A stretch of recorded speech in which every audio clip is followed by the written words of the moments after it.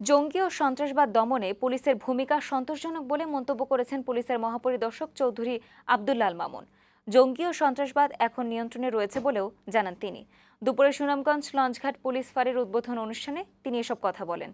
IGP বলেন, বিদেশে প্রশিক্ষণের মাধ্যমে পুলিশ বাহিনীকে একটি শক্তিশালী বাহিনী হিসেবে গড়ে তোলা হয়েছে। এ সময় উপস্থিত ছিলেন সিলেট রেঞ্জের DIG Shah Mizan Shafiur Rahman, Sylhet metropolitan police commissioner Zakir Hossain এবং সুনামগঞ্জের পুলিশ সুপার এহসান শাহ সহ অনেকে। জঙ্গিবাদ সন্ত্রাসবাদ সম্পূর্ণরূপে নিয়ন্ত্রণে রয়েছে এবং আইনশৃঙ্খলা পরিস্থিতি আমরা নিয়ন্ত্রণে রাখতে প্রয়াস চালাচ্ছি। এজন্য মাননীয় প্রধানমন্ত্রী আপনারা জানেন যে সময়ে সময়ে বাংলাদেশ পুলিশের জনবল বৃদ্ধি করেছেন, লজিস্টিক ইকুইপমেন্ট আমাদেরকে দিয়েছেন, আমাদেরকে দেশে বিদেশে ট্রেনিং করে